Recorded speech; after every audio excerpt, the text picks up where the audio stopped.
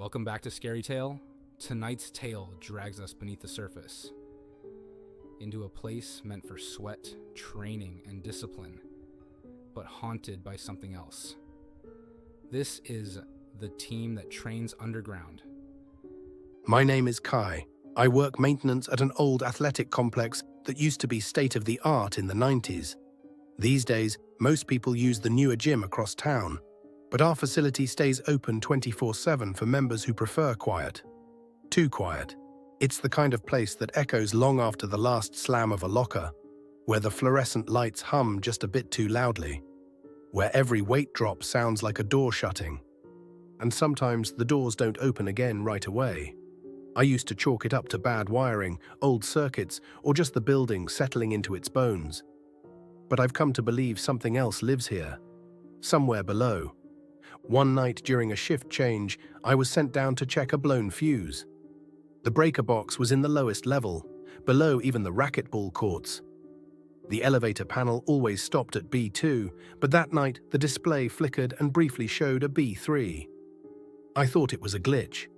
Curious, I pushed the button again. The doors groaned and kept descending. B3. When they opened, I stepped into a long hallway lit with flickering fluorescent lights. Dust floated in the air. The walls were lined with old motivational posters. No pain, no gain. All torn, faded, and written in some unfamiliar handwriting. I noticed one had something scribbled over it in red ink. They never left. That's when I heard it.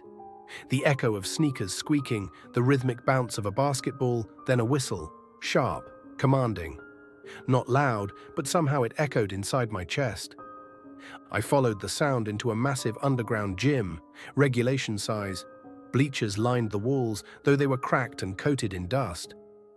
But the court looked pristine, polished, as if it had been cleaned minutes ago. It even smelled faintly of fresh wax and sweat. 10 figures stood on the court, all in uniform. They were tall, lean, muscular, but wrong. Too synchronized, too still. I called out, "Hey, you're not supposed to be down here." None of them responded, not at first. Then one player turned slowly, like a puppet being tugged on a string. His face was pale, hollow. No number on the jersey, just a faint stain, like something was washed off. His mouth opened like he wanted to speak, but instead he smiled. Every other head snapped toward me. I ran. The next day I reported it. Management told me there was no B3. Blueprints confirmed the building stops at B2. They assumed I was overtired. Maybe I was on until I checked the cameras. No footage past B2. The elevator never opened past that point, at least on tape.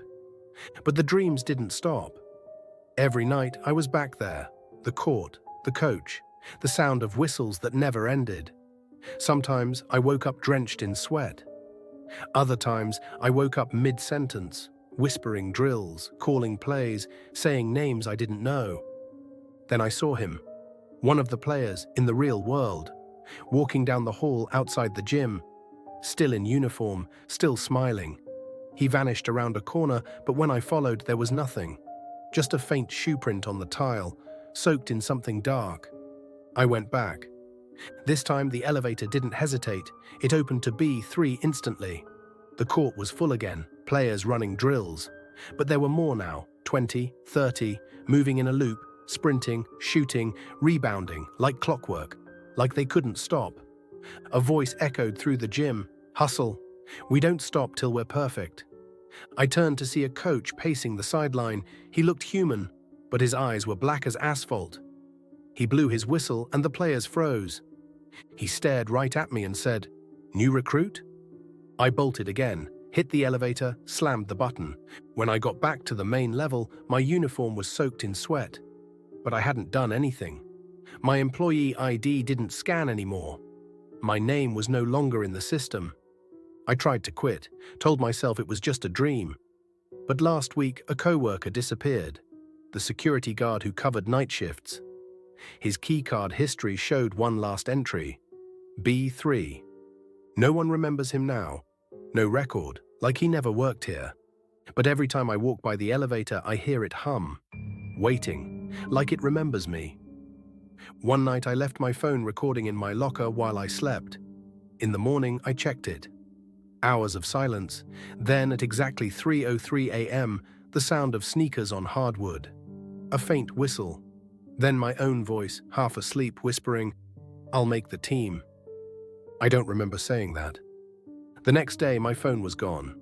Replaced with a gym pass. No name, just the number 34. I've stopped going home. Every night I'm back in the elevator, going down. Sometimes I think I'm the only one who remembers the surface. Other times, I'm not even sure I was ever up there at all. The team grows. New faces, old ones who shouldn't be walking anymore. We train, we hustle, we don't stop. Some of them whisper to each other in broken breaths.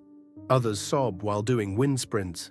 One even had a broken ankle, twisted at an unnatural angle. But he never stopped running. No one does. The coach walks among us, watching, judging, perfecting. He blew his whistle yesterday and looked straight at me. "You're almost ready." The others clapped, their palms red and raw. I clapped too. I didn't mean to, but I did. Some teams never stop training. Some coaches never stop recruiting. Thanks for listening to ScaryTale. Subscribe for more nightmare-fueled stories. And if you hear a whistle in the dark, don't follow it.